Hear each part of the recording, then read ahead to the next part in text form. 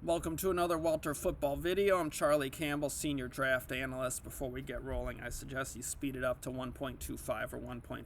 All right, let's do a mock draft. It's been a while, but we're getting close to that halfway point of the college football season. I went back. I was not sure it's time yet, maybe too early, but I went back and looked at mocks I was writing a year ago at this time, and I was surprised at the accuracy in terms of the right players in the first round. If they weren't first rounders, they were pretty much early round picks. I think Shaun Wade was the one exception, and he was a guy who entered that season viewed as a first rounder, so it makes sense as to why that projection was going on at that time. And then also the draft order was roughly close enough with the good teams, bad teams, and teams in the middle. So I figured let's do a mock draft video. I'm also going to hit on C.J. Henderson and some information I have about him. So that's at the end of the video. So let's get into the mock. First overall, I have the Jets taking Kayvon Thibodeaux, defensive end from Oregon. They need an edge rusher across from Carl Lawson. That really hurt the team, but they're rebuilding. Thibodeaux would be a big difference maker for that defense. Second overall, I have the Lions taking Aiden Hutchinson, defensive end from Michigan. Another team that needs a difference maker in the front seven.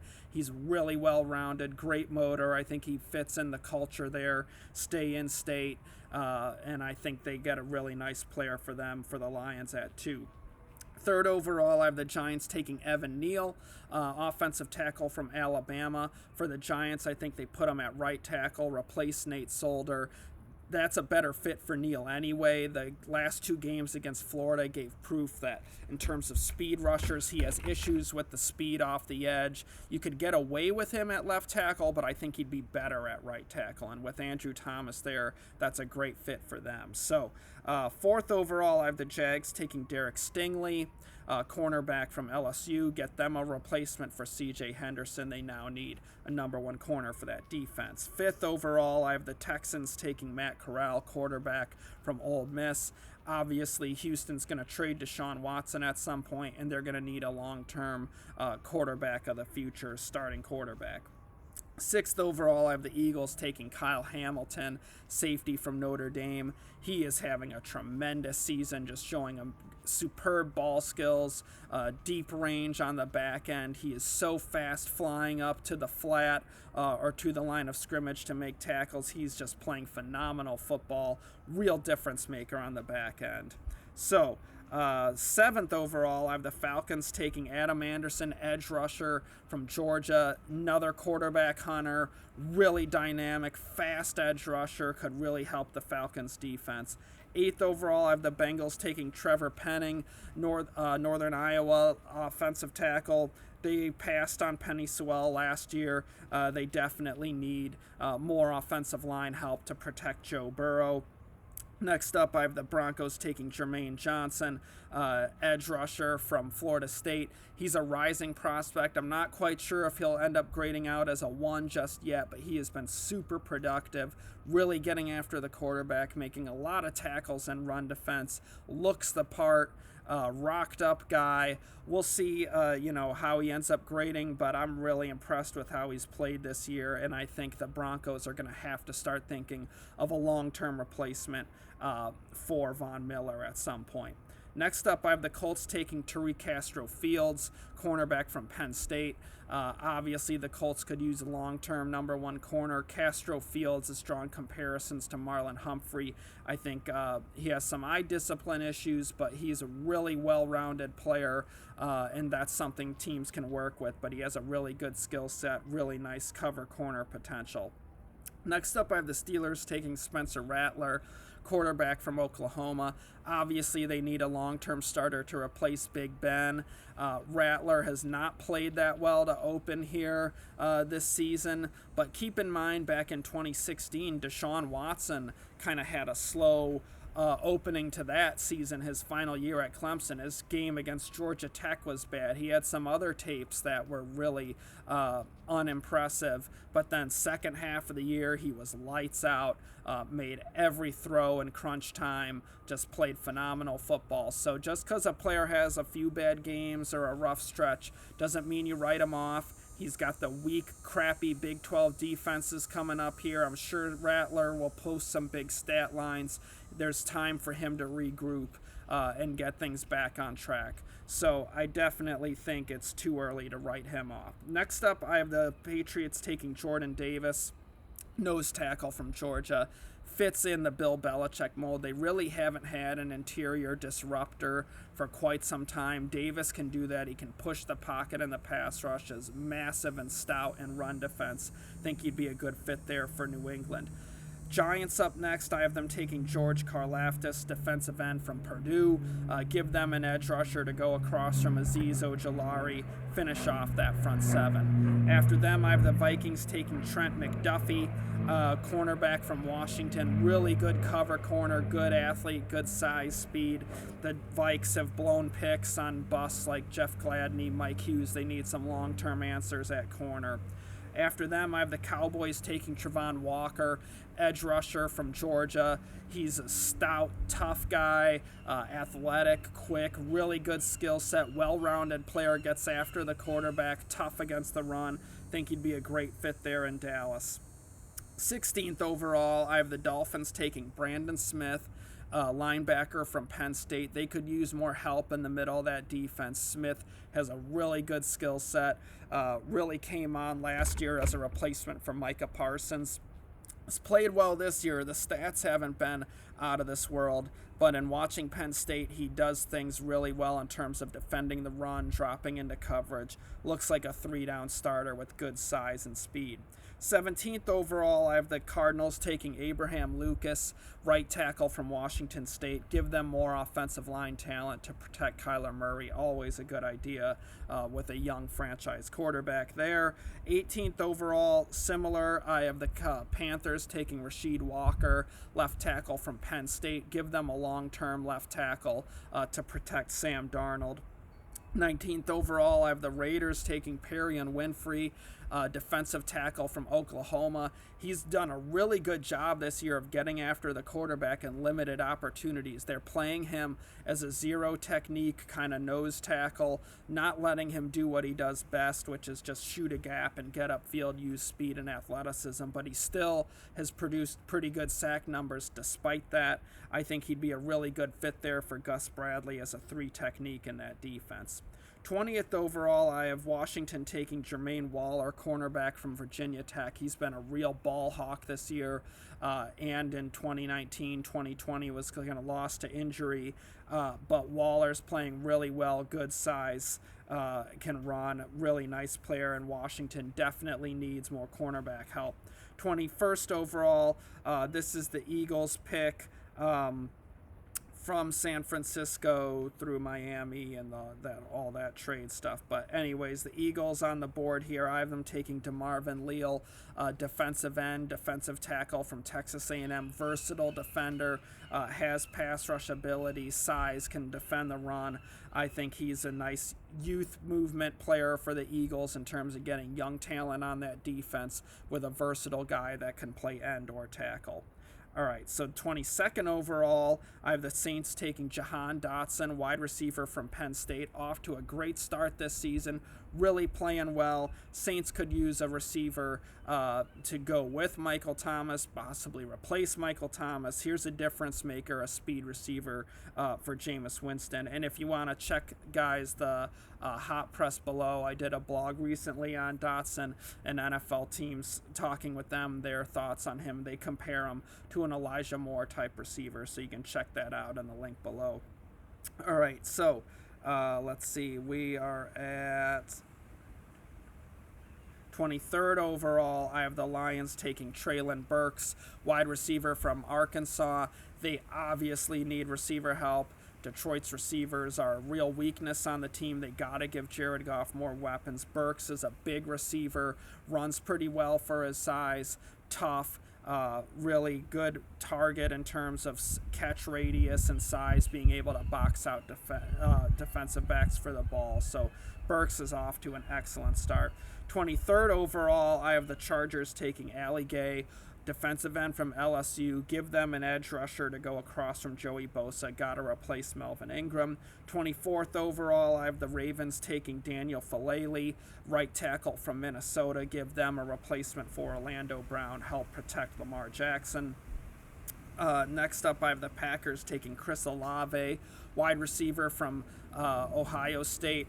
Obviously, they need more receiver talent. Randall Cobb is not a long-term answer. They need a true number 2 to Devontae Adams. We'll see if Adams is brought back or not, but they're going to need wide receiver youth talent immediately for Jordan Love in the future here in Green Bay. Next up, I have the Browns taking Drake Jackson, defensive end from USC. Give them a long-term guy to go with Myles Garrett. Clowney only signed a 1-year deal. We'll see if he gets brought back. But even then, they could consider defensive line talent to rotate with those guys. Keep Garrett and Clowney fresh.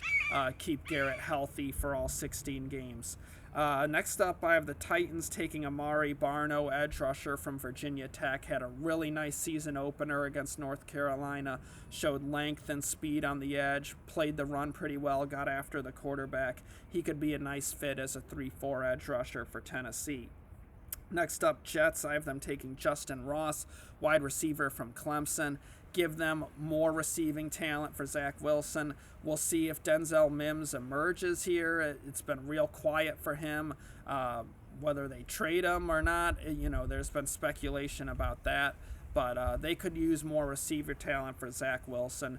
And if Mims doesn't break out there, then you're going to need a third receiver to go with Corey Davis and Elijah Moore.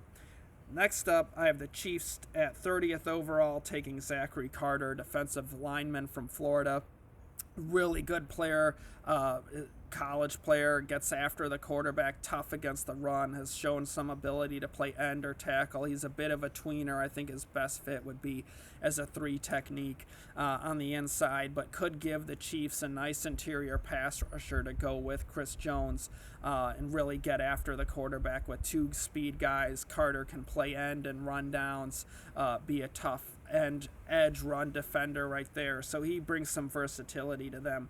31st overall, I have the Bills taking Josh Jobe, cornerback from Alabama. Has all the talent in the world, really good skill set, little inconsistent in coverage, but we see cornerbacks with that kind of pedigree going late in the first round. They have first round ability, but there's something that's causing them to slide a little bit. And with the Bills coaching staff, I think they could get them a really solid number 2 corner in Jobe to go across from Trey White. 32nd overall, I have the Bucs taking Devontae Price, running back. Definitely could use more help at that position long term because their running backs are all going into free agency. Leonard Fournette, Ronald Jones, obviously Gio Bernard's not a long-term running back. This gives them a long-term bell cow, big back with speed to really be the engine of that rushing attack. All right, let's get into the teams that don't have first-round picks here. We got the Bears. I have them taking John Mechie, wide receiver from Alabama. Give them another weapon for Justin Fields. Rams up next. I have them taking Roger McCreary, cornerback from Auburn. Really good cover corner. Might be limited some to the slot, but that's okay with the Rams. They lost some defensive backs this past offseason in free agency. We'll see if it comes back to bite them over the course of the season, but it wouldn't hurt to have some youth and cheap youth at corner around Jalen Ramsey. He can't cover everybody. You need a good second and third corner in the NFL, and having them on a cheap rookie contract makes sense with the money that they gave Ramsey. Last, Seattle. I have them taking a Caleb Evans, cornerback from Missouri, was at Tulsa. He has good size, quality ball skills, would be a good fit there in Seattle. All right, so that's this week's mock. You can check it below, read it, look at all the other picks there in the second round. Let's get into some C.J. Henderson information here. That was a really interesting trade with the Jags getting only a third-round pick for him. I mean, in terms of the grand scheme of things for that franchise, turning the 9th overall pick in the draft to a third-round pick a few years later is just god-awful. I mean, that is a terrible return for the resource of a top 10 pick. But there's a reason why they only got that in return. And there was a lot of stuff circulating around the league about C.J. Henderson in terms of his kind of personality, mental health. Just some teams were worried this guy might be a complete nut job and we don't want him in the locker room. Teams that could have used young cornerback talent. Obviously, almost every team could say in the NFL we could use young cornerback talent. So that stuff circulated around the league, which really hurt the trade value. And that was why the Jags were willing to say it's a sunk cost and get rid of him at this point. So that was what really hurt the trade value, but terrible decision overall in terms of, resources for the franchise. I mean, that is just terrible return. Carolina, on the flip side, if they can work with Henderson and he, is reliable and plays well on the field, then that's an absolute steal because the guy has a first-round corner skill set, a top 10 skill set. He's a phenomenal cover corner when he's playing well, and that could give them two legit number one corners for the long term that are signed pretty cheap in C.J. Henderson and J.C. Horn. I think that this could signal that Carolina won't re-sign Dante Jackson in free agency because you have Henderson and Horn for the long term, and obviously in the open market, Jackson will probably get some teams willing to overpay. He's a nice player, streaky, little inconsistent, but he's a starter.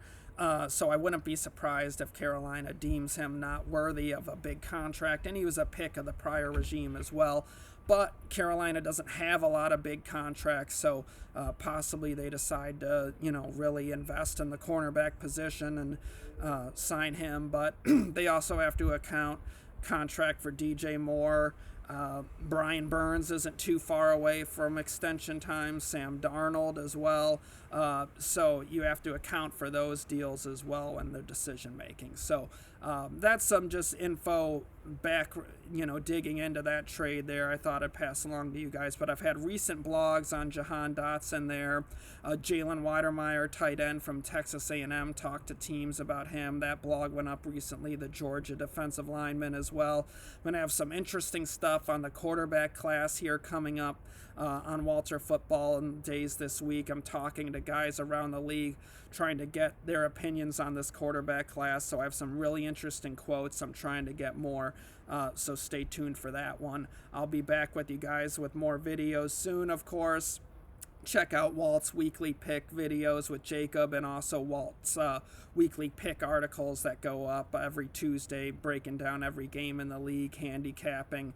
Those are just phenomenal reads, so check those out. Of course, our mocks are getting updated every week, position rankings, big board, stock report, all that stuff going up every week, and my college recaps where I just focus on how the draft prospects played, break down how they did. Those go up every Saturday as I'm watching college football games. So thank you guys so much for watching. I really appreciate you, and I love you, and I want you to stay safe out there and enjoy football season with me. Hope you're doing well. I'll be back with you soon. Take care.